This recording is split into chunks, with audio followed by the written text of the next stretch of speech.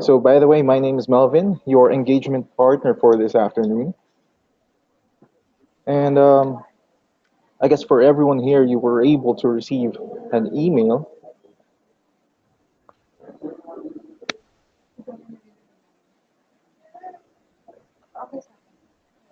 All right, uh,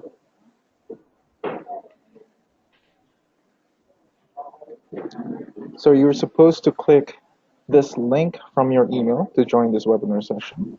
And of course, upon entering the actual tool, you'll be there's a control panel displayed on your screen. So if you can hear me,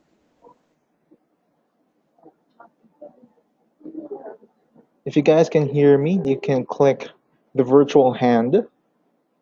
May I see those hands?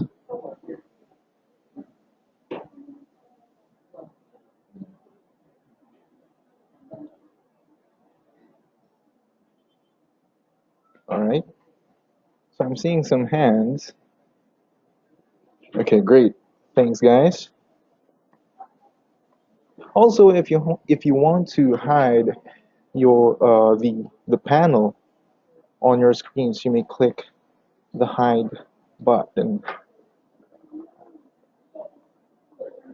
And if you have any questions, you may just type in any question that will be or if you any questions that you would like to ask um, from this session, just key in those questions and then just press send.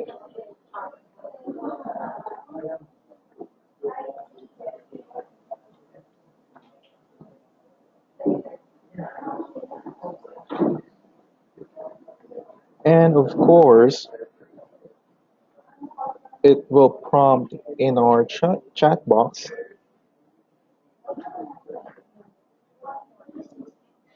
And of course, if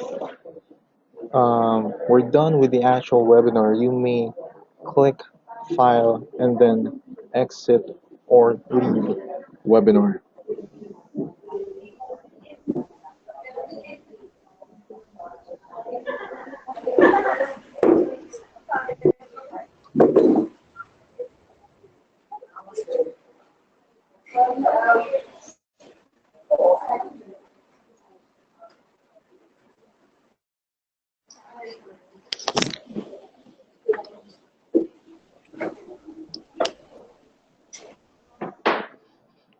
So just to show you our schedule for this afternoon. So first we will be having our technical organization, and of course we'll be introducing our speaker, and then we'll be talking about social media intelligence. What is social media intelligence, and how social media intelligence help brands, and of course where and how can social media intelligence be gathered. And by the end of the session, we'll also have some Q&A. All right. So just to introduce our speaker for this afternoon, he is a digital marketer specialist with significant experience in strategic planning, media planning, performance-based marketing, as well as analytics and measurement. He was the youngest featured person at the age of 27 on Campaign Asia Pacific magazine's list of the region's hottest planners, strategic thinkers, CEOs, and account handlers who have made their mark on the industry before the age of 40. A digital marketer by accident rather, and an economist by background, he is equipped with quantitative skills that often let him look at complex problems from a different perspective. So please help me welcome the social media director of Wonderman Philippines, Mr. Bim Barbietto. Hi everyone. I just wanted to quickly correct the bio because I'm not 40 yet.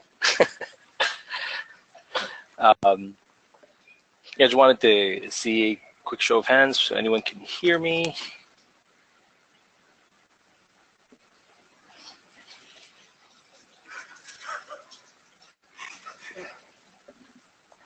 And if you could show me anyone who can see my screen.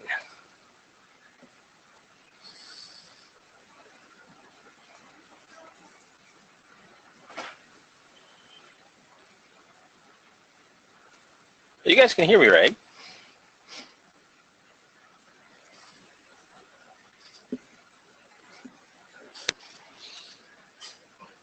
Just click on the hand raise if you can, please, just so I know there are no technical issues.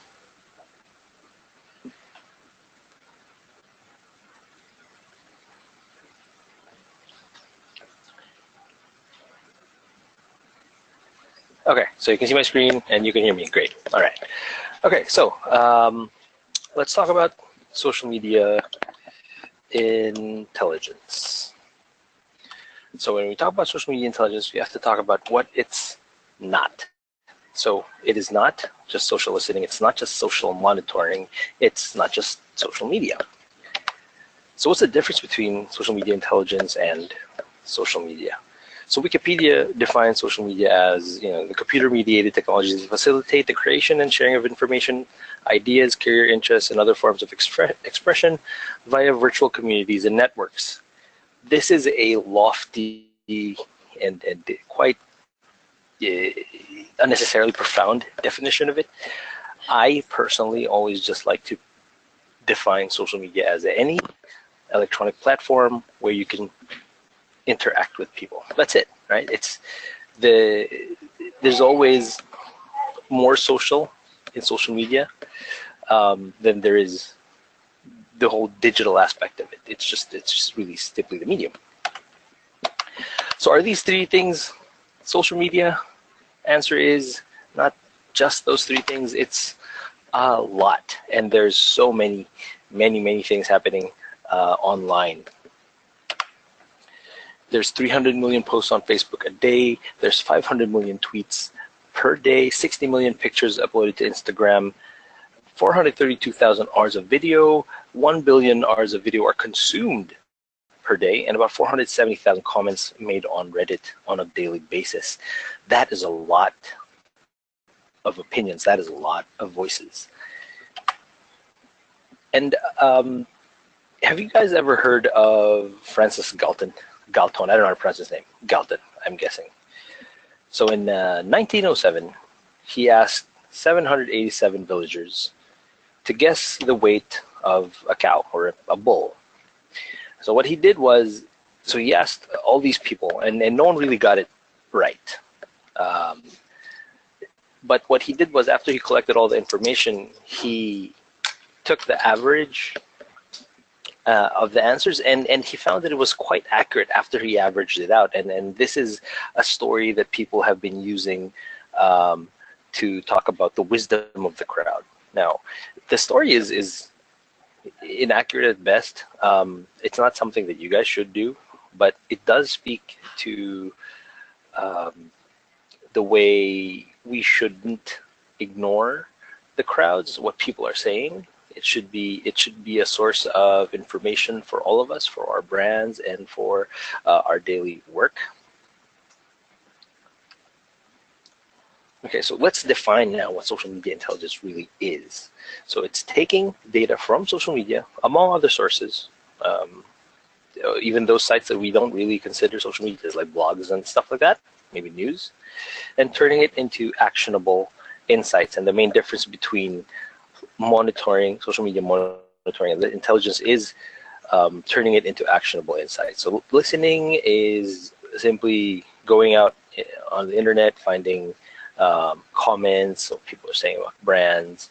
Monitoring would be to see what people are saying about your brand and your competitors.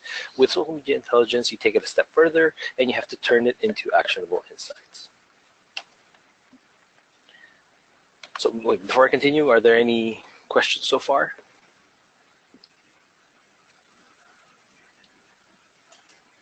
None? Clear? Okay. Okay, so how can social media intelligence help your brand or your company? One would be audience profiling. So you can get to know your audience on an almost intimate level. And later I'll talk about some tools that'll help us do this. Right? So we want to go beyond vanity metrics. Vanity metrics would be comments, number of likes, number of shares. And you should be able to tell what those numbers really mean. You'll be able to design products and craft ads specifically for specific people. You can also create new market segments within your existing target markets. We could also do competitor analysis. So we could find out what customers think about your competitors and capitalize on that. We can know what people hate about your competitors, and more importantly, what their customers love about them. So it can be if you want to avoid the mistakes that they've made, or if you want to try to see where they're succeeding, see how you can match that. So this is a helpful tool. You can also figure out how you could stand out and really home in on that unique selling proposition. Right? So if you know what everyone else is doing, don't do that, do something else. Trend spotting. Trend spotting is actually quite interesting. A lot of people have been using social media intelligence for this particular aspect quite a lot lately. Okay, so it is creating opportunities based off current trends. A great example would be reactive content. I don't know if you've seen this or if you follow this page, but every time there's, and this page they take no prisoners. They don't care what people think about them. But every time there's a hot issue or a topic that they can jump on, they do, and they do it in the most tongue-in-cheek way, and people love them for it. I don't know if it actually increases sales, but it does increase their engagement, and with that, there's more eyeballs on their brand name and the product. And another example would be Pokemon Go. And it's when we talk about trend spotting, Pokemon Go is an example used very often. So if you recall, was it last year when Pokemon Go really started becoming a thing? And there were, as soon as it started becoming popular, there were a lot of companies that took advantage of it. They're of course, we know that the local telcos did, simply because to be able to use Pokemon Go, you'd need to be signed into a Globe or a Smart account, because it was a mobile, right? So that's at the very basic. The people who should really be taking advantage of it.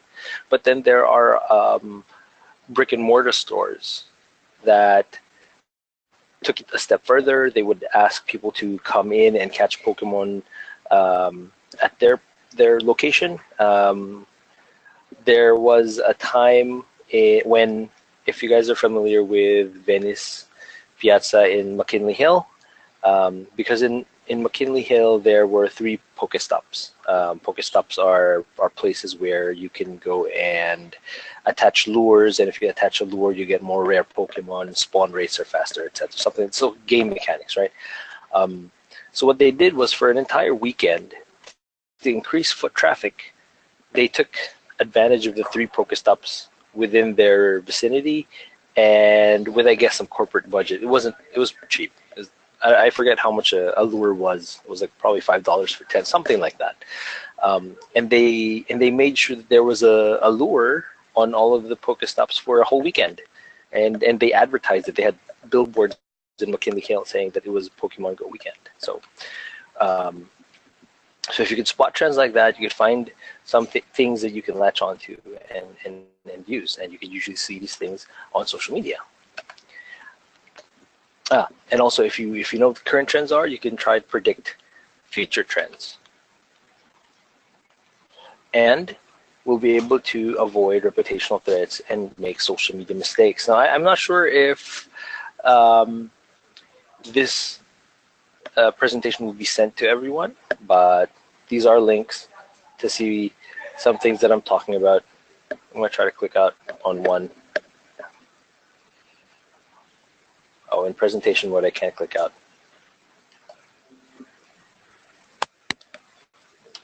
Anyway, so if you do receive this deck, I'm not sure if you will be sent, but there. Okay, product enhancement. So a lot of people have been using social media intelligence to do to look for innovations, to product test. You'll see what people are talking about, how they're complaining on social media, and there's usually a lot. Right now, the biggest example and the hottest topic would be ride-sharing apps. So people would complain, people would talk about how difficult it is to commute, how expensive gas has become, how expensive parking has become, how difficult it is to grab a cab, and so products like I don't want to say Grab and Uber, because Grab and Uber have been around even before people started complaining, but things like the Wonder Carpool, so those may have been informed by social media. The thing is, if you go on any feed and if you know where to look, you'll see, especially if you're looking at a specific topic, you'll see what people are normally complaining about, and we do know that necessity is the mother of all invention. So if you can harness the wisdom of a crowd, it can be something that you can utilize to enhance an existing product or to create a whole new product. You may even find features that you never thought of to add to your existing product. And so the entirety of social media, where people throw their opinions around willy-nilly. It's like a massive focus group, right? A focus group where people are honest, where comments are unfiltered, and there are even sites you could create and polls you can create to make or simulate a focus group within social media.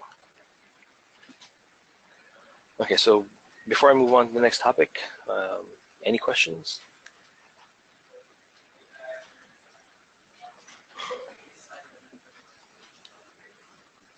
I think I'm looking at the wrong tab.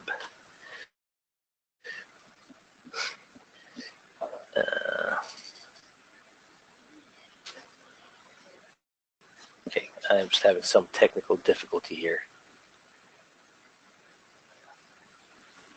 You can just jump right in and if ever you have questions. Okay, all right. So how is social media intelligence evolving? How is it being used today? Okay, one would be collecting customer feedback. And a number of companies have been doing this either by outright on their social platforms asking their community on their feedback. They could be creating dedicated sites to do this, or they are just doing social media listening, data gathering with specific tools and specific methodologies. One would be, well, we'll go over the tools later, but it's just scraping social media with specific keywords that you can use to get the information. Others do host focus group discussions online, and there are a number of sites where you can do this. You can conduct surveys and polls. A very popular survey tool would be, I think the name is SurveyMonkey. You can also do it on Google Docs. Another very important thing that you could do with social media, with spotting social media intelligence, would be to connect with industry experts. Connecting with industry experts on social media is beneficial to both parties. It could be a way for your brand to get the influence of this industry expert, attach it to your brand, and for them it'll be more insight into the industry, or if you could just be working together. So a lot of opportunities there. Sourcing blogger social content. There is a lot of UGC. When we say UGC, we mean user-generated content that a lot of brands should be taking advantage of, especially if your brand is very photographable. So one of the more interesting things I've worked on in the past would be a beverage brand. The beverage brand that I worked with had a very distinct logo, and it was very popular, and it has one of the pillars of American pop culture. So it was very photographable. And every day, if you go on Instagram and there were specific keywords that we searched for, and every day people would be posting very respectable images of this product. And it became part of the social media strategy for that company to gather these images. We'd ask permission, of course. We'd have to talk to the owners of the pictures and use them as content for our brand. And it does, one of two things. One of a few things. Well, a few things. One would be it's content that is more relatable because it's a fan that made it. Two, you get to brighten up that fan's day, makes them more of an advocate. And three, it makes the community manager's job a little easier just by being able to source content and not having to create a lot of content. Okay. Next would be to be developing brand personas.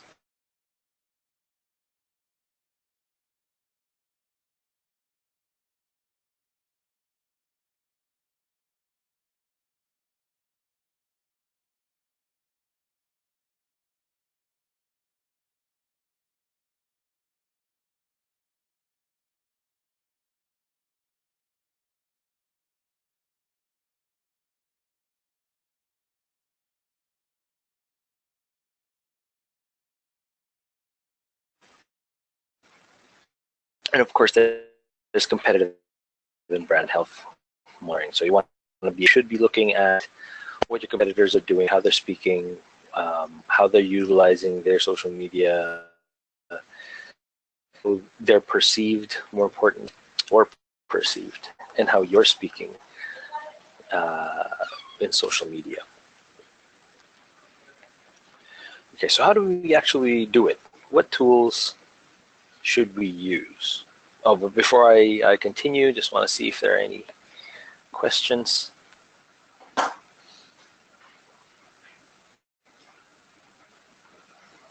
Okay, none so far. Okay. All right, so how do we collect data? So one is from your own managed social media networks. Facebook, you look at comments and reactions. Twitter, Instagram, YouTube comments, right? Okay, so here's a sample for Facebook reactions. So back a few years ago, it used to just be like, and it was very one-dimensional. People would like it for a number of reasons. It's either, they really love your content, they like your product, they like whatever. But now it's gotten a little deeper than that, and it's something that you should be looking at as a brand.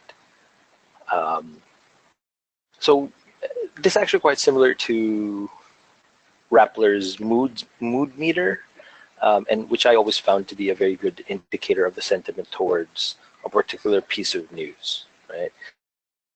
So here, let's say you're putting out some product news, product description, or an event or whatever, and then you look at your reactions, and even before reading the comments, of course you have to read the comments, just based on the reactions, you could have a feel on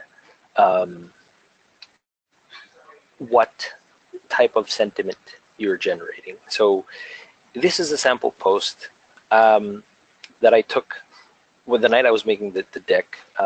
So we can see that there are a lot of angry reactions, and that should be, this comes from a local brand, actually, and this should be something that, if not alarms you, it should make you rethink your strategy, or maybe you should be doing some efforts to correct this, right? So there's that. And of course, we look at the comments. So, and this is from the same post.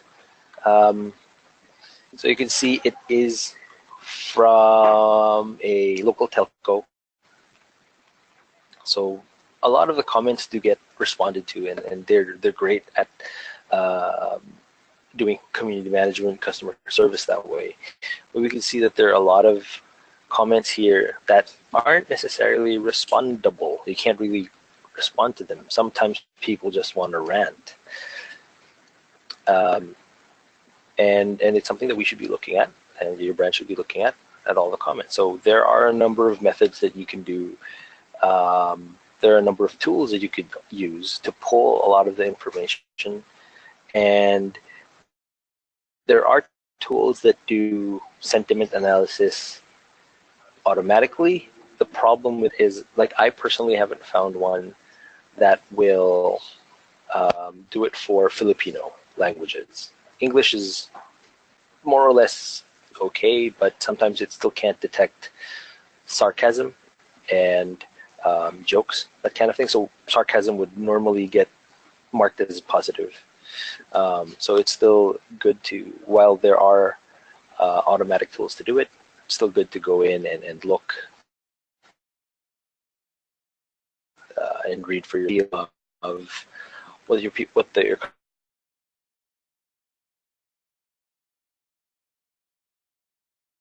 customers are saying, and maybe figuring out what else you can offer.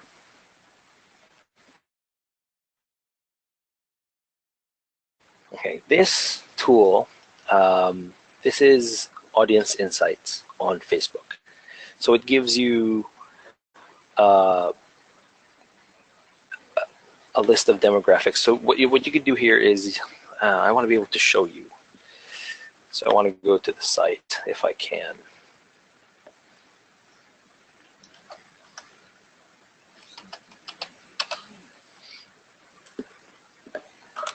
Hold on.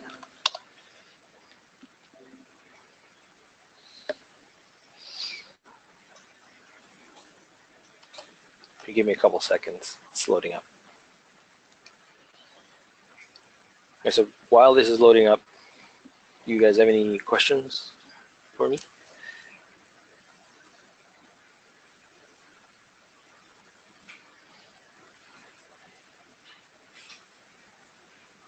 So how many of you, so I'll ask you guys a question. So how many of you have used Audience Insights on Facebook?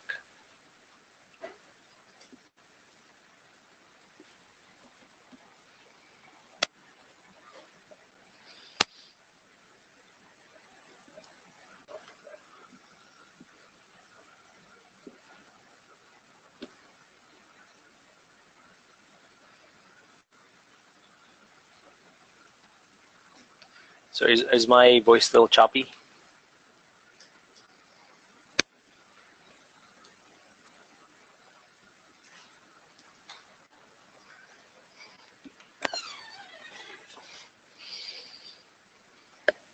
All right. So we've got Audience Insights loaded up, and it's a free tool. Anyone can use it. It's you just have to go to this URL. You just have to have like a Facebook account to do it. And it's a really, really interesting tool for finding consumer segments and finding what your customers like, apart, of course, from your brand. So, for example, we want to look at Philippines.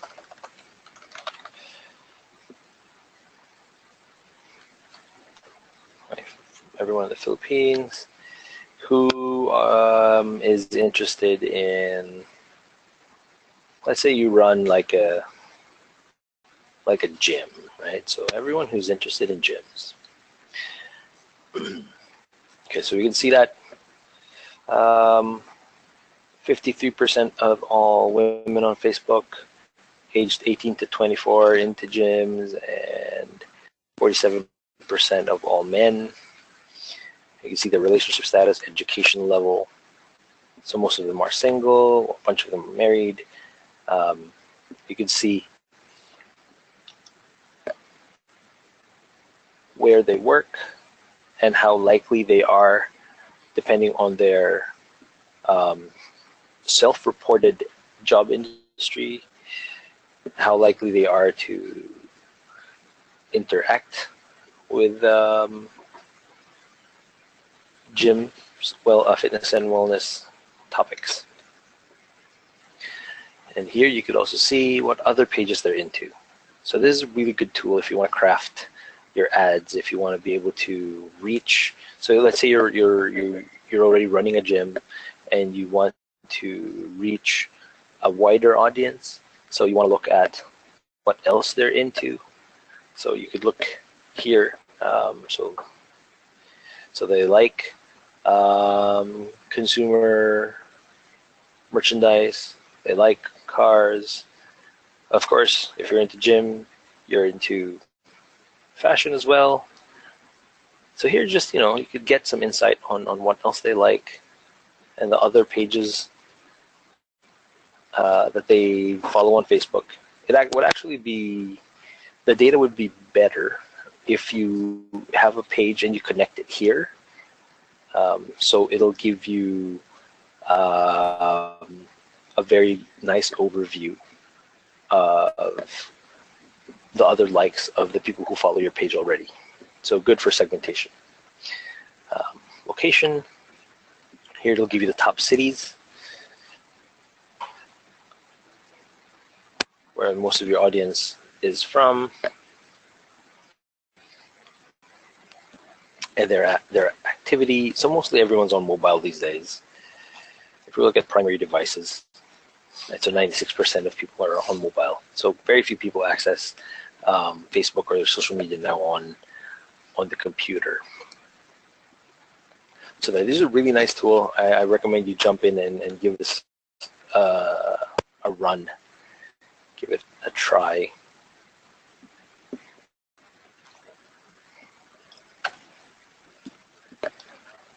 Okay. Oh.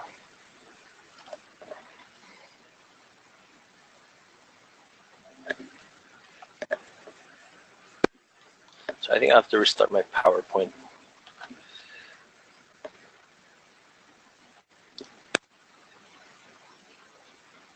I think my PowerPoint hung. Hold on. Okay, there we go.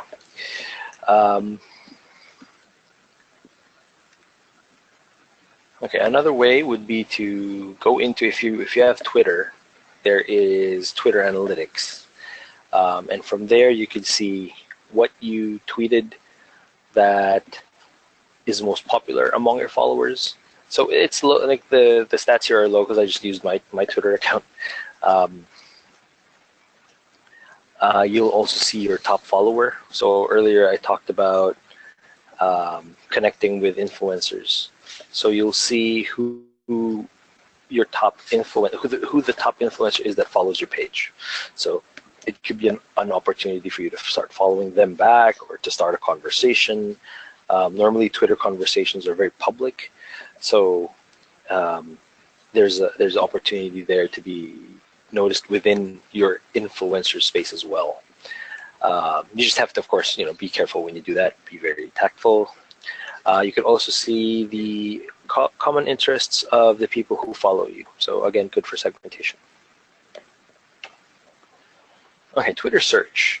Twitter search is pretty cool. You can do an advanced search with it. You can, okay, I'll see if I can.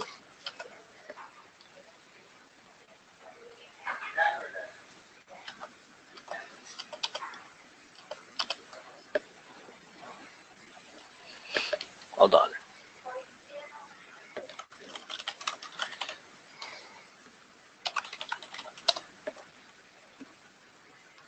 All right, well, I guess I don't need to do that because it's already here.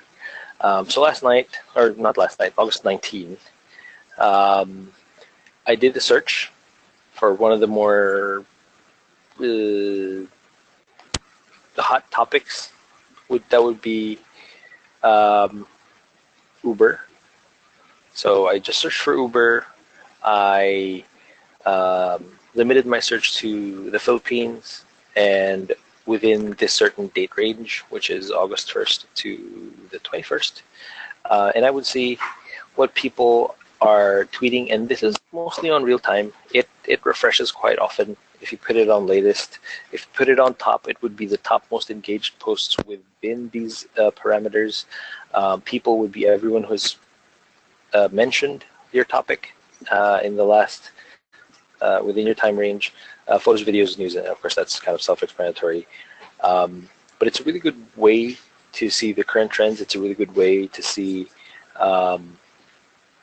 what people are saying in real time about specific topics. And it's really quite useful if you want to monitor a piece of news, or if you think that there's a threat to your brand, whether it's a branding thing or a competitor. It's a good way to monitor. Twitter has died out in popularity a little bit. Like not as many people tweet these days, but it's still a good way to see what is publicly available in terms of opinions, because we know that everyone on Facebook is now a little more careful with what they've been posting, and because people on Facebook are now mostly on private profiles. On Twitter, that's not really the practice, so it's a really good way to see trends. Okay, Instagram search.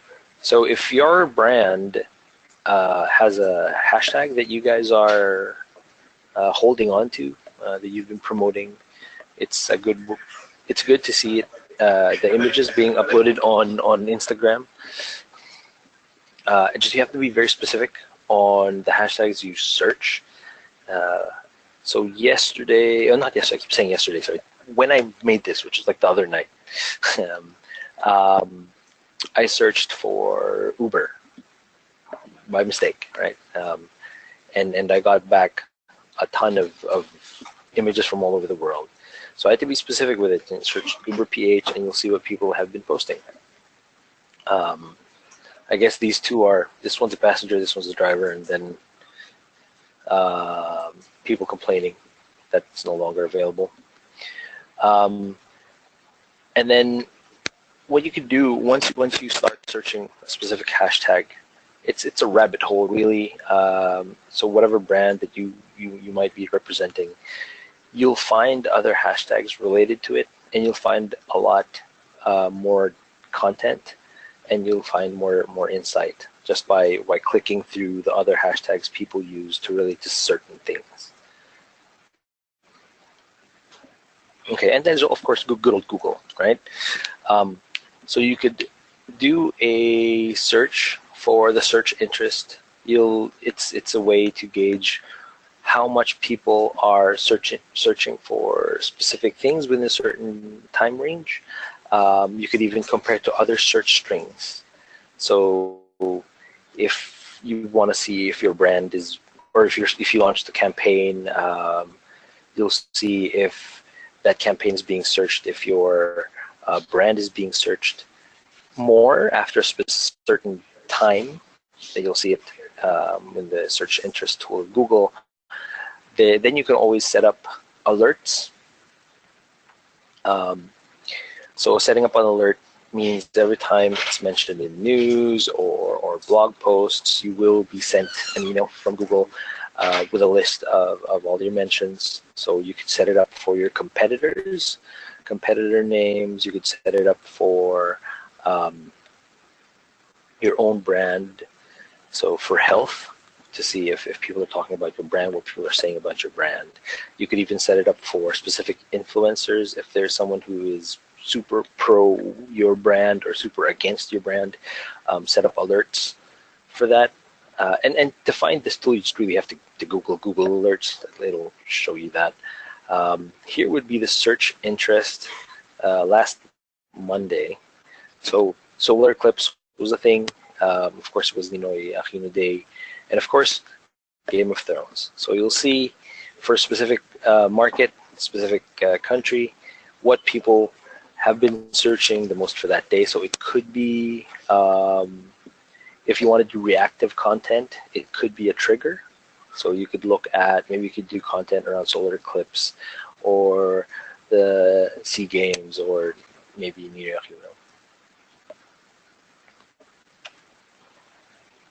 Okay. Any questions?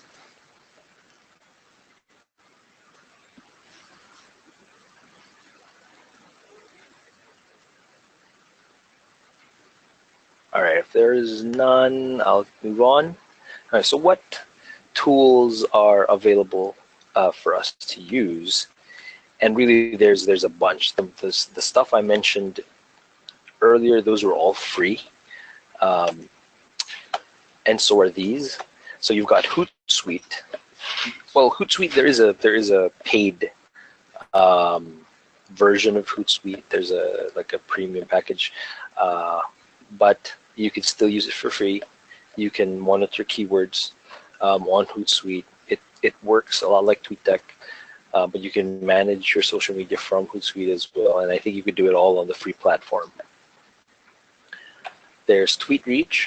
So it's a great tool for finding influential fans. You'll see how much specific tweets. You could even look for specific tweets with a specific hashtag that you're following and see how far it has reached. It could also be a great tool for figuring out if a specific thing has gone quote unquote viral. So there's a technique that we used to use where we would compare volume and velocity and volume.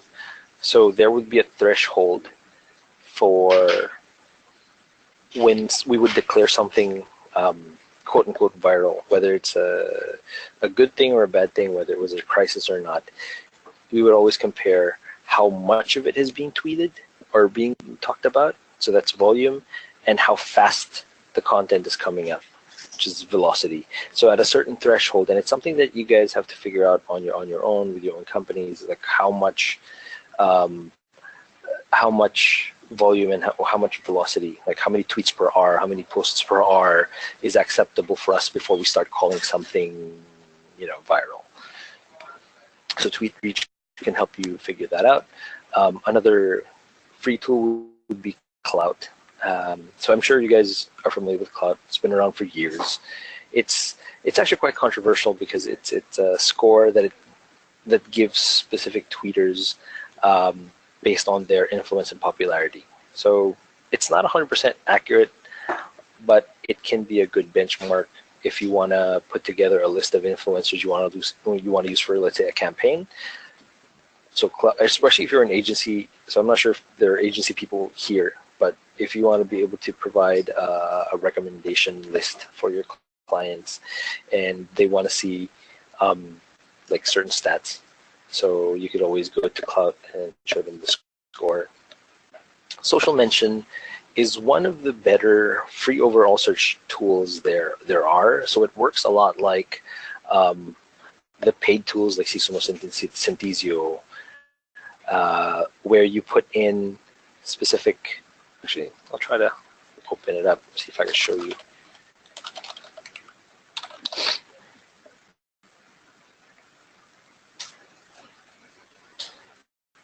So any questions while I'm loading up Social Mention? So it is a free tool, so it isn't perfect. It does take quite a while to load.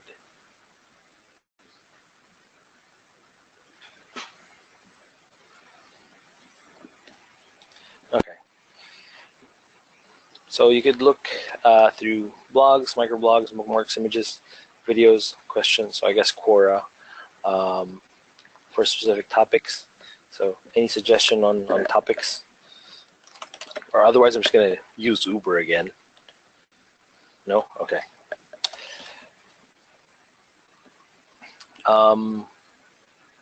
So since it is a free tool, I don't think you can geo-target. So since I just searched Uber, I think this is going to search, from across the universe. You can be more specific with what you search. So I guess we could Uber PH or something. But it shows you automatic sentiment, the mentions. It gives you, it pulls in for the last, I don't know how long, but a number of mentions. This is your velocity, right? 1 minute average per mention, and then this is your volume. So it's a really good free tool to use. Go pH, see what that pulls up.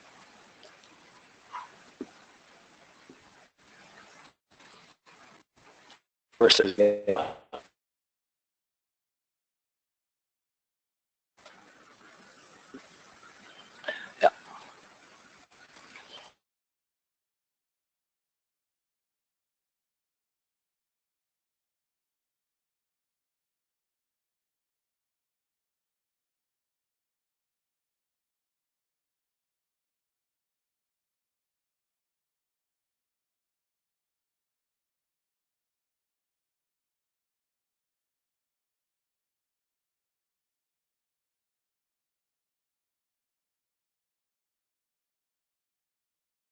Easier for you, especially if you're an agency or if you're probably handling the digital for a specific brand.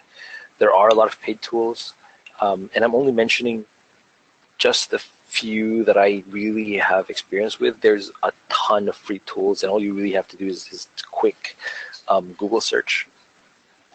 So Sisumos is my bar none favorite tool in the world. This is my go-to tool. I really love it. From the last time I heard a presentation from Sisumos, there used to be two parts of Sisumos. There was heartbeat and map. Heartbeat, a health check for your brand. You would input specific search terms, and from the time you set it up, as long as your license holds, it will keep collecting all the mentions and storing it in a database, and you could look at reports based on that database, going back to the time when you first set it up.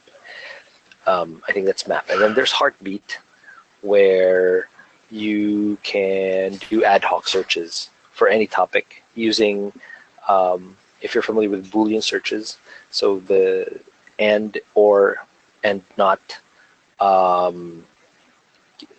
logical arguments for searching. So and would be, if you have two search terms, and would be as an A and D. It would search, it would give you results for both words that you search. They have to both be there. Or would be either or, of course, and not would be to filter out words that you don't want to appear in your search, like garbage data, we would call it. So for example, there would be, so I don't know if I could know specific brands, but I guess maybe I can, right? So it was for we were searching for a water brand, a bottled water brand, but the name of the water, the bottled water brand was Wilkins, right? So when we would do a search, we would get mostly news about Dominique Wilkins, the NBA player. So we needed to filter out the word Dominique using that Boolean search. So Sisumos does that really well. The NetBase, Synthesio, Sprinkler, and then there's a bunch more. They all do pretty much the same thing. The differences between these tools would be how much they go for, how data is presented to you, the types of automatic reports that it presents to you, and other features. Like on Sprinkler, you can manage your content. So if you're a big organization that has multiple markets all over the world, you can have all of your content flow into Sprinkler. So it's available for use by the other markets. So if you want to share your content around, so there's that. Sprinkler also allows you to manage your site. So you could do community management there, you could do publishing from there. Hootsuite's quite similar, actually. The paid version of Hootsuite, it's all there. But there are a lot of paid tools. So I recommend that if you're just starting, you want to get your feet wet, do audience insights on Facebook. That's free. Twitter search, that's free, and it's also quite powerful as well. It also has those Boolean searches. I'm not even sure if I'm using that word right. I think it is called Boolean searches. And then use social mention just to get your feet wet. And then if you feel like you want to step up to the next level, if you've convinced your client or your boss, or if you're the one managing social or analytics for social from your company, and you want to dive into these tools, these are the ones I personally used and then recommend. There's a bunch more. I also used one called Viral Heat, and I think that is one of the more affordable ones in the market right now. The big difference with that is Viral Heat had a very nice way of presenting data graphically. So if you're putting together a report, all you have to do is just copy the images and put it in a PowerPoint. It's very nice. So the skills that you just need to be able to get after you gather all the data using these tools would be how to make sense of them, and that's not really something you can teach within an hour. It's a matter of looking for correlations and looking for patterns within the data that you find. Yeah, that's basically. So are there any questions?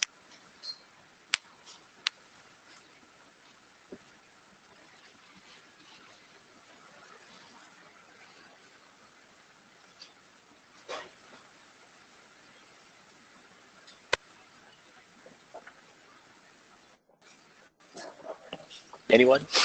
Hi, babe. It's Melvin. Hi, Melvin. You can actually see the questions on the question tab if you can click there. Yeah, I have it open. Oh, Yeah, I okay. have it open, and I don't think anyone's asking. Yeah, everyone's just saying yes, we can hear. Oh, okay.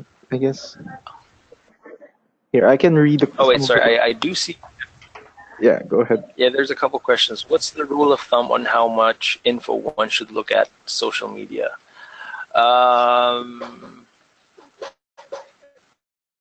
So it depends on how much you're willing to go through, because it's kind of okay. You're lucky if you can be selective about your information, right?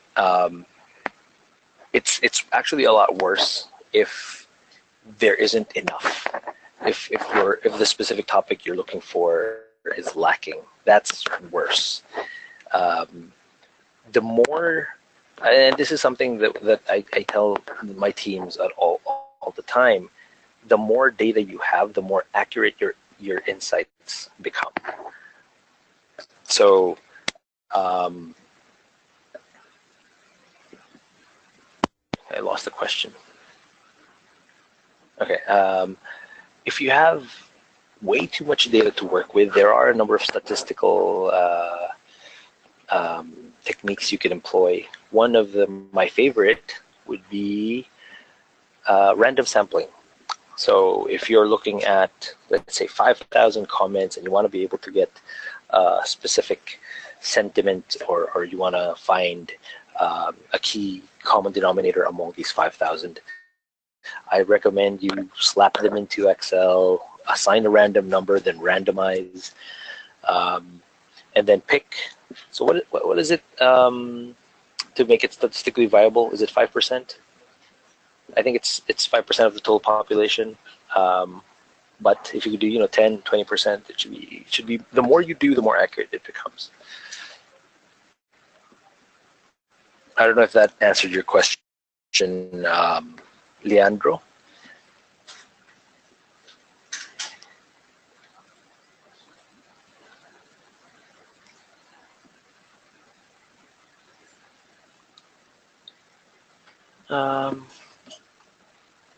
what if you have a very limited active audience? So I'm going to assume this question is about your own Facebook audience. So let's say you're running a page with a small number of people, 500 or so, right? I recommend you go into Audience Insights, and based on what you know about your limited audience, 500 of them, plug in the interests to see. Once you plug in the interests, you'll see people who are similar to them. You'll get a population view, and you'll see what else they're into. So if you want to reach out to these people, you could target ads towards the other interests that they have. They could be very similar to the small audience you already have, right? So that's one very good use of Audience Insights for Facebook.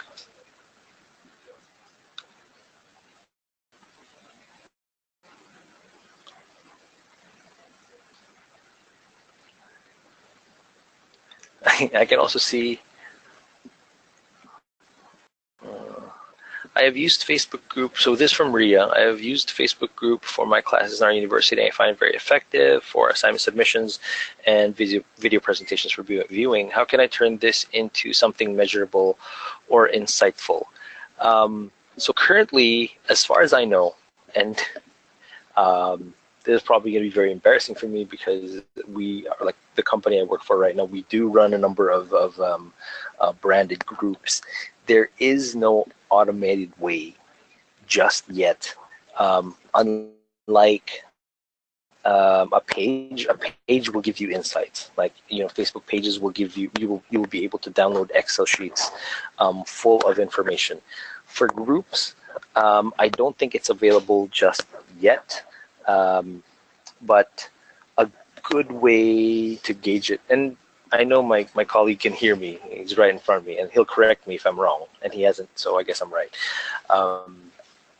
A good way to measure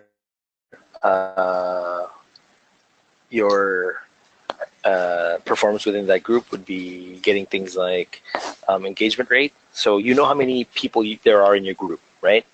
And on the posts that you put up, you'll see how many people have commented, you'll see how many people have reacted, and you'll see how many people participate on the group. So you take that number and you divide it by the total number of members you have in that group. So that's kind of your engagement rate. It's not exactly the same engagement rate we use in the advertising industry, because we usually divide it by reach. But since you don't have that number, it's divided by fans is acceptable. So that's a way to, at least you have a benchmark, right? So if you do it this month and you come up with an engagement rate, that your number, and you do it again next month, and you can see, you compare the two numbers and see if you're improving or not, then you could pivot from there.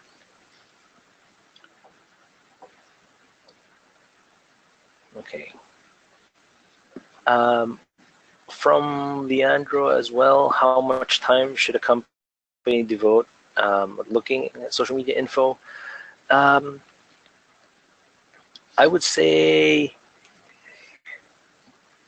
it really depends, because the organization I work for, the department I work for is completely dedicated to social media. So we do it 8 to 10 to 12 hours a day. So it depends on how willing the company is. It depends on the size of the company. So if we're talking a small brand, maybe 15 people on the payroll, if there is a guy in charge of, let's say, marketing and product dev and public relations, then it should be kind of within his best interest to devote some time. There is no hard and fast number, maybe a couple hours a day, an hour a day, or maybe a few hours a week, just to see, especially if you're trying to see the health of your brand, like what people are saying about it. If you're in marketing, it makes sense for you to devote some time to it, right? Okay, from I'm sorry, I don't know how to pronounce your name. Xenia Teresa. How do you screen trolls? Any suggestions? Um, like on a page, if you're managing a page, block them. uh, or if you don't want to be them, and I know blocking people isn't the best practice. So on Facebook, there is um, a tool that allows you to automatically filter certain words. In the brands that we handle here, we have a whole list of profanity and racial slurs imaginable. It's crazy once you read it. It steals away the innocence of anyone who reads that list. We upload that list. It's just a like a .text file, and we upload that list into Facebook. And anytime anyone comments with those words and variations of those words, their comment is automatically hidden from public. You see it as an admin, you see it, but no one else will. And I think their friends will, but no one else apart from that. So at least that's a very good automatic way of doing it.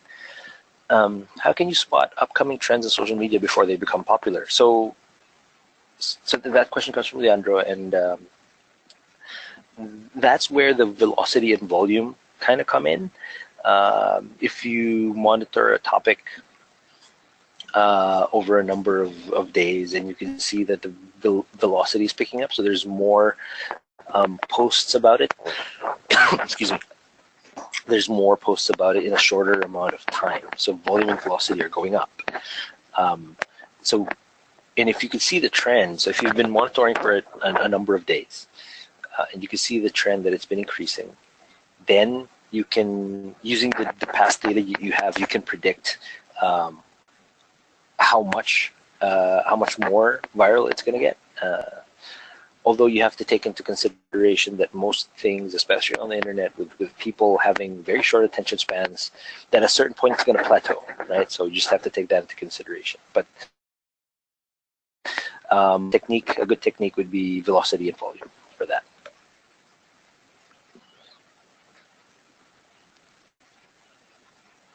Okay. Given the tools that we have from GN, given the tools that we have right now to collect data and social media intelligence, is there a way or tool that we can use to verify the relevance or reliability of data that we've collected? Not automatically, because you're gathering from a large, hopefully a large pool of information, and there isn't an automatic way of saying this is false, like fake news, and this is legitimate. I think the most reliable way to do it would be to weigh it alongside everything, because that's why when I say the more data you have, the more accurate your analysis becomes. Simply because the more the bigger your population, the population of your data set is, the more accurate it becomes. So if there's a couple pieces of fake news there, they usually tend to become the outliers. So if your population is saying X is true, and you've got 3 or 4 or 5 or 6 or 7 people saying Y is true, then obviously the majority saying X is true, they're probably correct, right? So there's a number of statistical techniques that you can employ to verify your information. Okay, I hope that answers your question. I saw another one, sorry.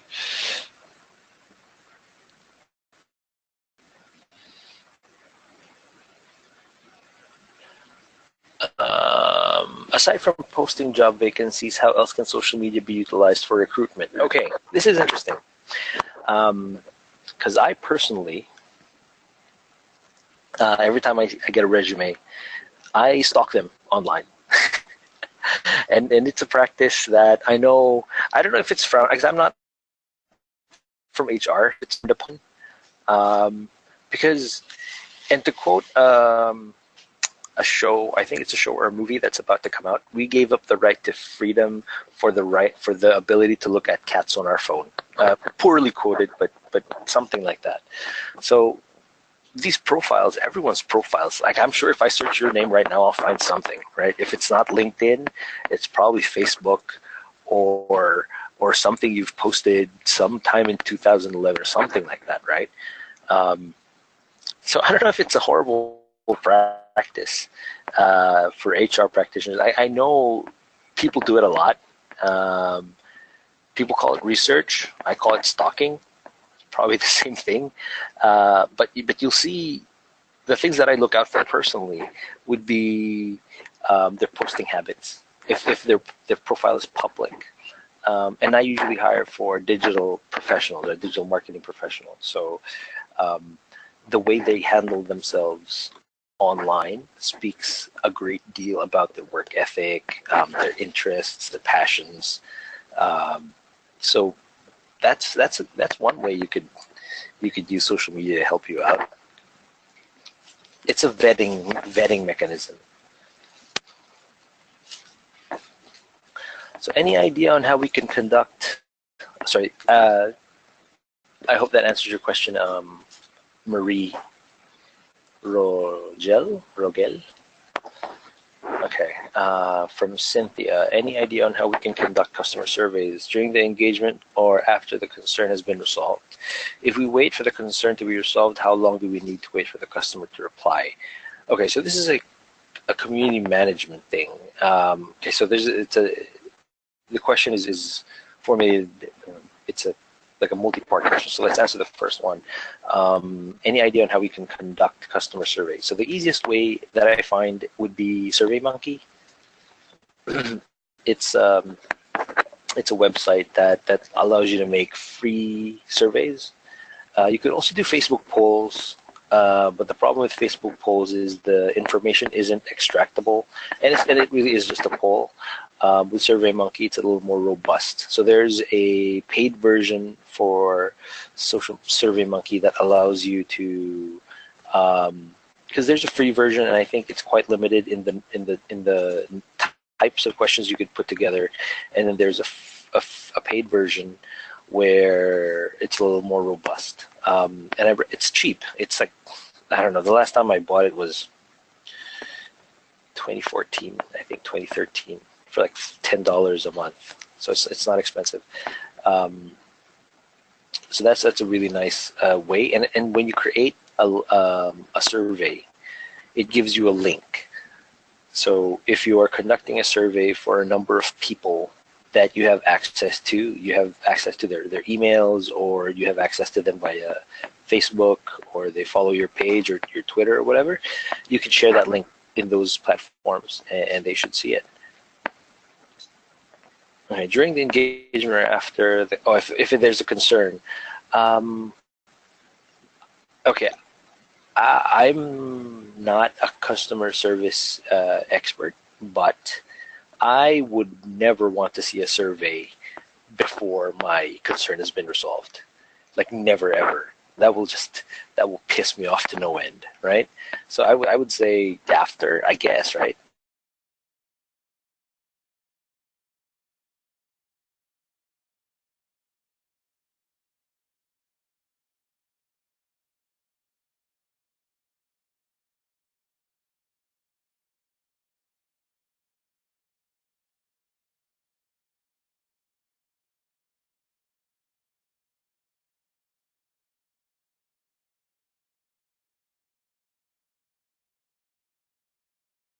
But waiting for them to respond, I mean, that's on them. That's not really something we can control. Okay, any free tool that you can recommend to know the staffing that we need to dedicate in a certain interval? Sorry, Cynthia, I'm going to ask you to expound on that question. I don't really understand.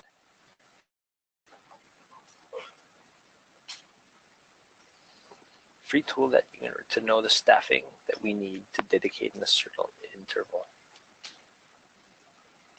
Yeah, sorry, I don't really understand the question. Okay, so I'm just going over the questions now, see if there's... And I apologize for the audio quality. The internet in the office hasn't been stellar. I see a lot of people complaining about the audio quality. Really sorry. From Ali Sabiaga, when you do random sampling, is there an ideal percentage of data you should collect? Okay, my statistics professor from college is probably going to kill me, but I think it's 5% of total population. That makes it statistically viable. 5% of total population. And when we say 5%, we mean 5% large data pool. So if you're looking at tens of thousands of queries and content, 5% would be more than enough for you to go through the data and keep yourself busy. But if you're looking at 1,000 or 500 pieces of content that you have to go through and analyze, maybe do 10%, 20%. The more you do, the more accurate become. Okay, does that answer your question, Ali? I hope it does. Earl Thomas asks, when do you think you should answer negative comments and when do you consider just bashing? So I used to work for a telco. And I can't tell you how many times that I go through the comment section and see the amount of rage we generate in a certain in just one post. So the easy trick is, are they asking for something? If they're asking for something outright, like either in the form of a question or a request, right? So they're saying, or an actionable complaint. So since I used to work for a telco, I use a telco example, asking for promos.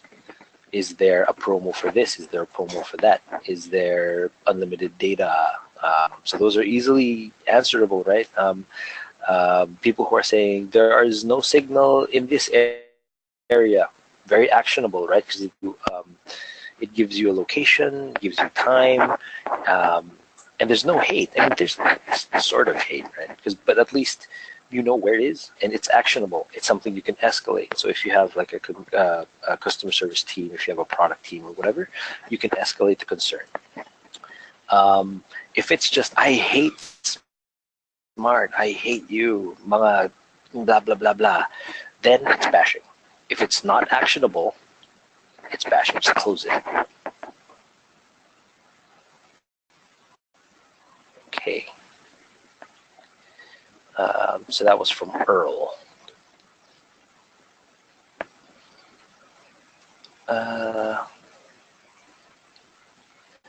Okay, from Cynthia. I'm not sure if I read this already. What is your take on or suggestion in managing marketing page and customer complaint page? Do we need to separate it or... Okay, my professional opinion, it should always just be one. Mainly because... like from a marketing perspective, you can't say to people, so here's our brand page. This is the page for people who love us. And then you have another page. If you want to complain here, right? It's plain. Because if you were to tell me that thing, I am just out of spite going to go to your brand page and complain there. So it should always just be one. It just makes communication easier, because if you're going to promote your page, just promoting one page, you're collecting all of the complaints in one page. You have people, because the thing is with people who complain, be thankful for people who complain, because people who complain mean they're still giving your brand a shot. People who don't complain and just leave your brand for the next brand, those are the people, right? Keep them in the same page. That's always been my suggestion. It's always something I've like by. Okay, so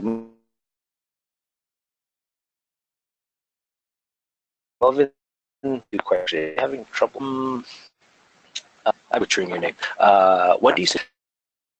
Um, LinkedIn. Very important to have LinkedIn. And my God, there's this site. You know what, Melvin? Is it possible to get ID? It is her name. Antiojo.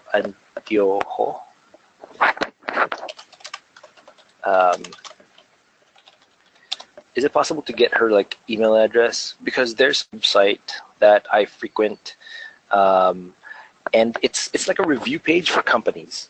It's I just forgot the name. It's the website slips.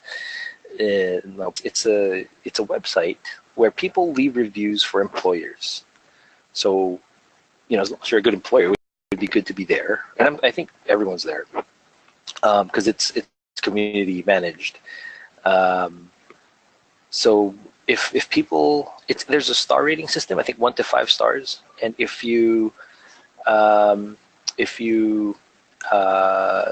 treat your employees right, and if your employees have a good time working for you guys, they give you a high rating. And there's some subjective stuff there. They can leave comments as well. So that's a good tool. So if I could get your email, I'll try to send that, or you can just Google it. But if I can, I'll send that link down to you. Okay. What application? So my last question would be from Julie Malyari. What application can you recommend for Messenger bot?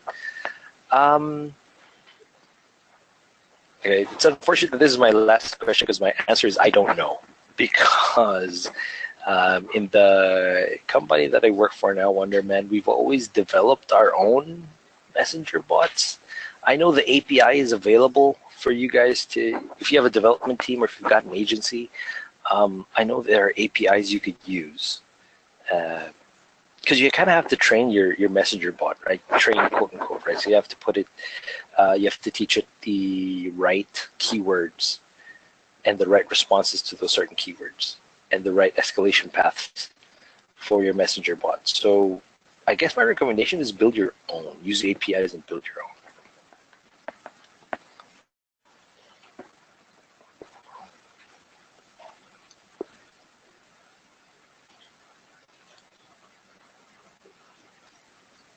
Okay, so Rosary May, sorry, this is now my legit last question. Rosary May Fule asks, to add to the question, the use of social media for recruitment, can we zoom in on the use of social media intelligence in all caps to get applicants interested in our company and not just use it to verify applicant information? So my answer to that would be the answer I gave ID.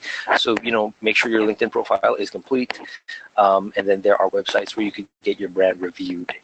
And I think also on your website, not your website, your Facebook page, if you make it a certain way, because when you create a page, you could make a brand page into a company, right? And if you make it a certain way, I think there is a platform for employers to leave reviews about working for you.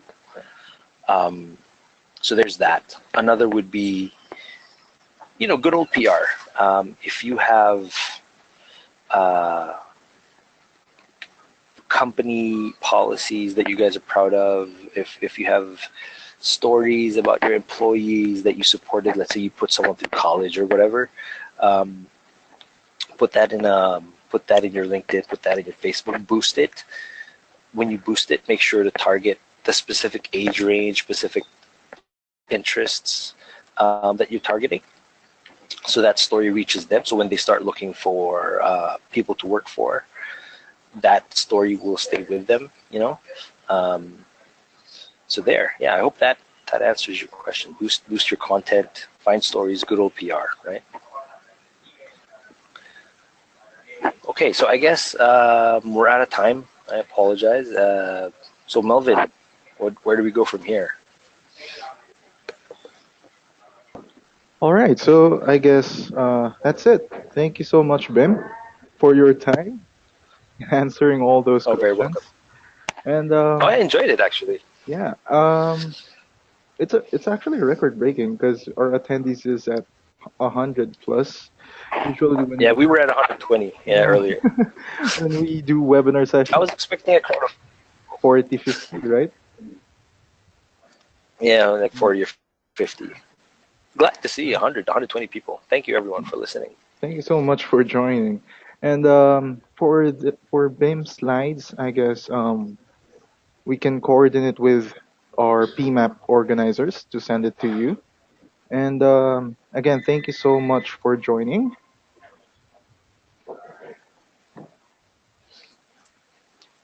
All right, thank you guys. I So hope I'll this drop off, all right? yeah. I hope All right, thank this you. session was helpful to you guys. So thank you so much. Okay, bye everyone.